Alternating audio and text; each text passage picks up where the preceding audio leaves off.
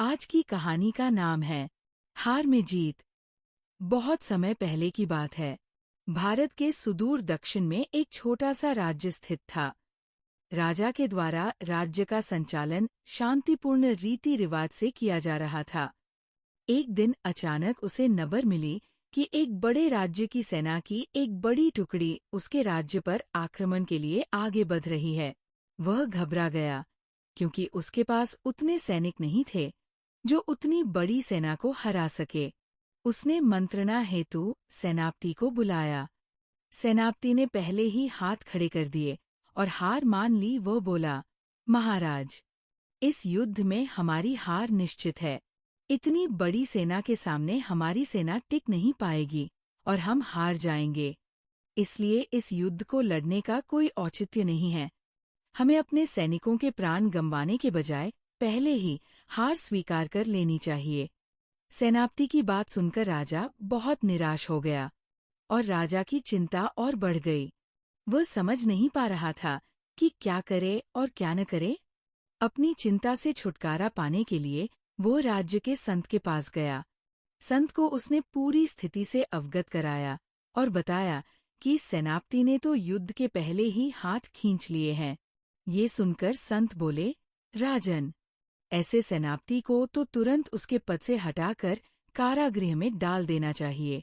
ऐसा सेनापति जो बिना लड़े हार मान रहा है, उसे सेना का नेतृत्व करने का कोई अधिकार नहीं है। राजा चिंतित होकर बोला, गुरुवर, यदि मैंने उसे कारागृह में डाल दिया तो सेना का नेतृत्व कौन करेगा? राजन, तुम्हारी सेना का नेतृत्व मैं करूंगा। संत बोले। राजा सोच में पड़ गया कि संत युद्ध कैसे लड़ेंगे। उन्होंने तो कभी कोई युद्ध नहीं किया है, किंतु कोई विकल्प न देख उसने संत की बात मान ली और उन्हें अपनी सेना का सेनापति बना दिया।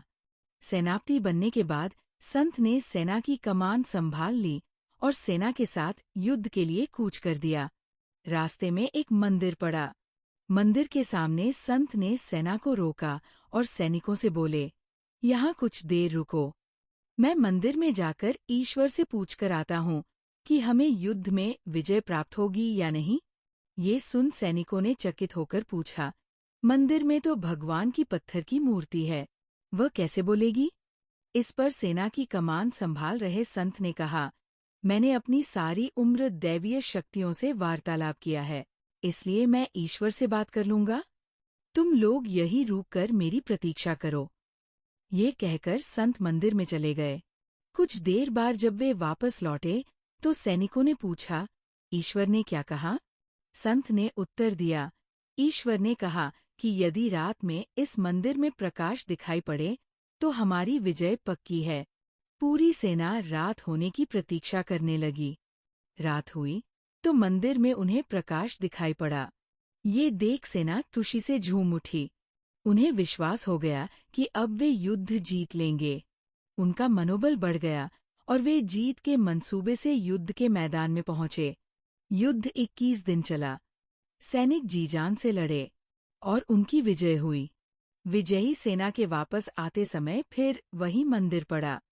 तब सैनिकों ने संत से कहा कि ईश्वर के कारण हमारी विजय हुई है, आप जाकर उन्हें धन्यवाद बोल कर आइए। संत ने उत्तर दिया, इसकी कोई आवश्यकता नहीं है। ये सुन सैनिक कहने लगे, आप कितने कृतज्ञ हैं। जिस ईश्वर ने मंदिर में रोशनी कर हमें जीत दिलाई, आप उनका धन्यवाद भी नहीं कर रहे। तब संत ने उन्हें बताया, उस रात मंदिर से आने वाली रोशनी एक दिए की थी और वह दिया मैं वहां जलाकर आया था। दिन में तो वो रोशनी दिखाई नहीं पड़ी, किंतु रात होते ही दिखाई देने लगी। दिए की रोशनी देखकर तुम सबने मेरी बात पर विश्वास कर लिया कि युद्ध में विजय हमारी होगी। इस तरह तुम सबका मनोबल बढ़ गया और तुम जीत के विश्वास के साथ युद्ध के मैदान में गए और असंभव लगने वाली विजय तुमने प्राप्त की।